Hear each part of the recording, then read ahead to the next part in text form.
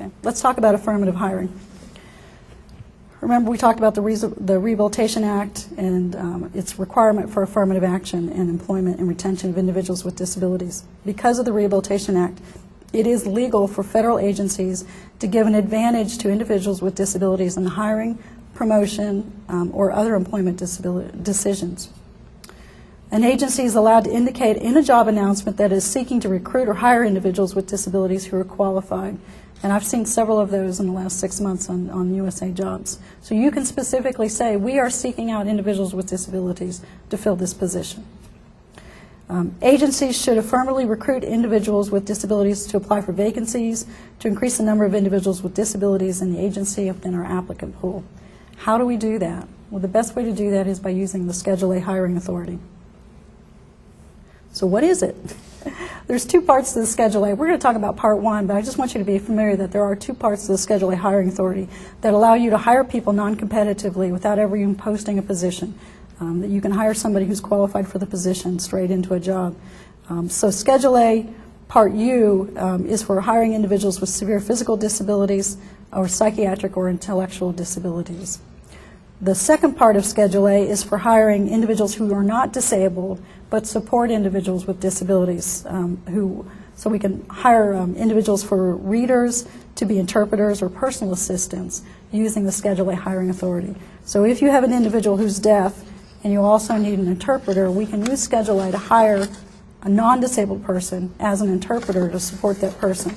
Now, we don't get, that doesn't add to our total of individuals with disabilities if the person doesn't have a disability, but it's another way of providing reasonable accommodations to individuals with disabilities. Next slide. So, Schedule A is a non-competitive hiring process. What does that mean? That means if you have a vacancy or you're aware you're going to have a vacancy, you can go to the selective placement coordinator, who just happens to be me. So if you have my email address and my phone number, you can call me and say, Kendra, we've got this position that we need to fill. Before you ever post it, before you ever do any of the paperwork required to fill that position, you can call me and say, this is the type of person I'm looking for, the type of skills that I need.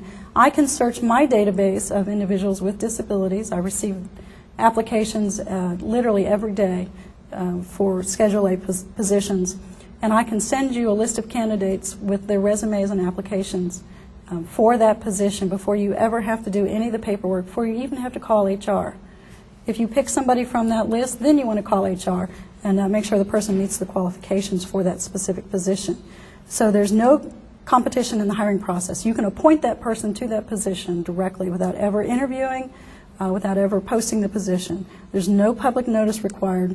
The selective placement program coordinator will refer qualified candidates to you very quickly. Schedule A can also be used to promote current employees with disabilities. And there are several internal resources that are developed for referring qualified candidates. So if you have questions about the use of Schedule A, or if you're interested in using Schedule A, if you want to talk to me about the applicant pool that I have available for you, I'd be happy to talk to you about doing that.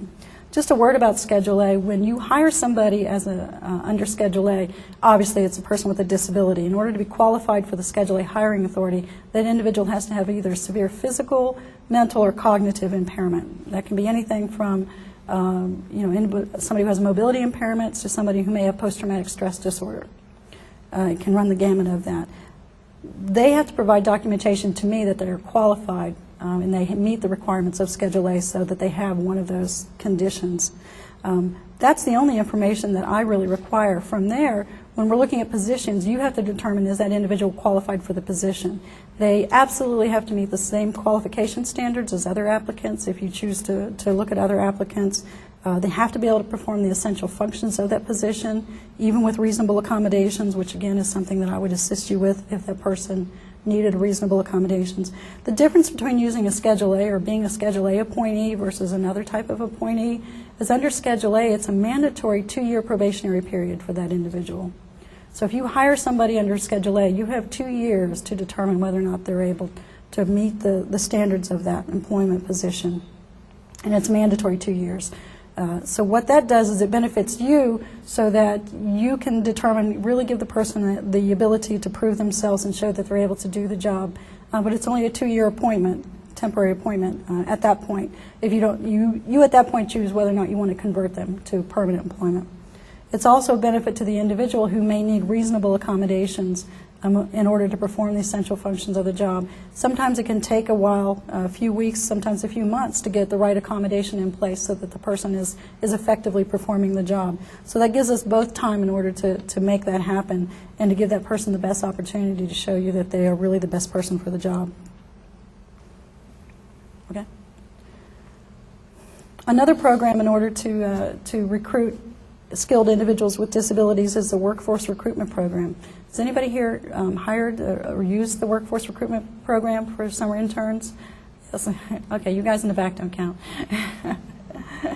The Workforce Recruitment Program is a program designed for college students with disabilities. And I currently manage a database of approximately 2,600 students with disabilities who have been pre-interviewed and screened and rated from over 260 colleges and universities throughout the country.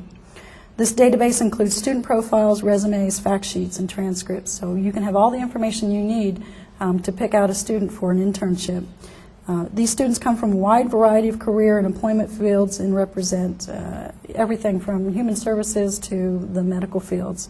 And their degrees range from undergraduate degrees through doctorate degrees.